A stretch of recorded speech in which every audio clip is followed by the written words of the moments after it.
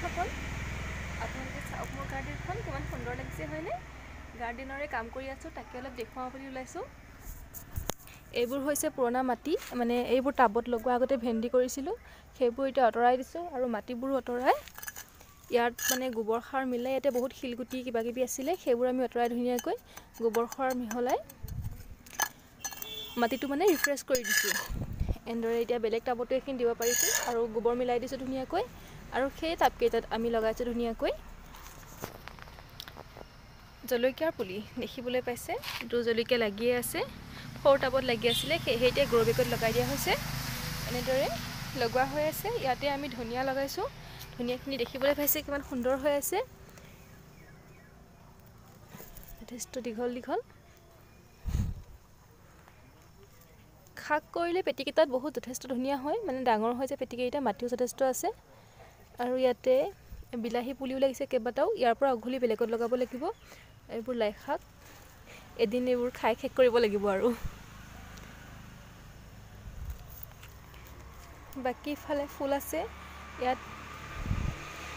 পিয়াজৰ বিলাক নলা লাগিছে দেখিবলৈ পাইছে কিমান দীঘল দীঘল হৈছে এইবোৰ বহুত টেষ্টি হয় এইবোৰ পালেং শাক ছুটি ছুটি হৈ আছে এইখিনি তলত দীঘল আছে এফালে ফুলো আছে দেখিবলৈ পাইছে সুন্দৰ দেখিবলৈ পাইছে গাৰ্ডেনৰ অৱস্থা অলপ আগত বৰষুণ পৰিছিল গোটেইবোৰ মানে ফুলবোৰ খৰি খৰি পৰিছে কালি নতুনকৈ এপাহ ৰাখিছিলো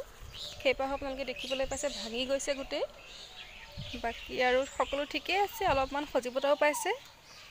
এতিয়া মায়ে মোক এটা ৰঙালাও কাটি নিব দিছে এটাই আছে গৈ বৰ্তমান গছডালত তাকে কাটিবলৈ বুলি আহিছো দেখিবলৈ পাইছে চাংখন ইমান মজবুত নহয় কাৰণে এইবোৰ দি বান্ধি থোৱা হৈছে দেখিবলৈ পাইছে এটো পকিবই লৈছে অলপমান তাকে আজি কাৰণে ছিঙি নিও ছিগিলো প্ৰথমে দেখিবলৈ পাইছে কিমান ওজন হয় বহুত হাতত তেন তেন দাঙি লৈ আছো মই তো এতিয়া লৈ যাম বাৰু কে আজিৰ কাৰণে হৈ গল ধনিয়া জুতি পাই গৈছো আৰু এইফালে ধনিয়া পাত আছে আপোনালোকে দেখিবলৈ পাইছে ধনিয়া হয়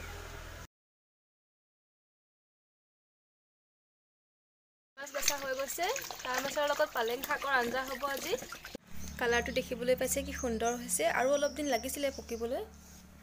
হ'ব আৰু এতিয়া যথেষ্ট ধুনীয়া হৈছে কালাৰ দেখিবলৈ পাইছে আৰু লগতে এইবোৰ বন্ধাকবি ফুলকবি গাজৰ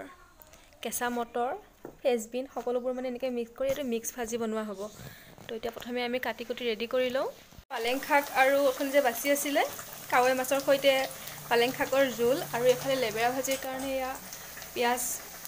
ভাজা হৈ আছে এতিয়া ভাজিখিনি দি দিব আৰু তাৰপিছত টেষ্টি টেষ্টি ভাজি হৈ যাব আৰু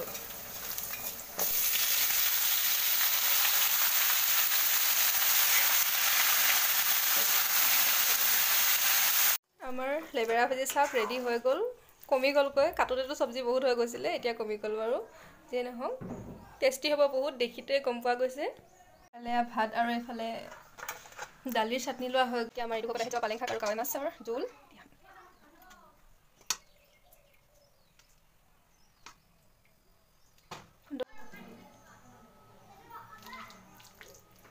আৰু এইখিনি হৈছে লেবেৰা ভাজি কাপটো বহুত সৰু হ'ল হ'ব বাৰু দালিও আছে এফালে ভাতৰ ওপৰতে লৈ লওঁ কাঁহীখনত জেগা নাই আৰু বাৰু হ'ব দিয়া অলপ দিলেই হ'ল অলপমান দি দিয়া ঠিক আছে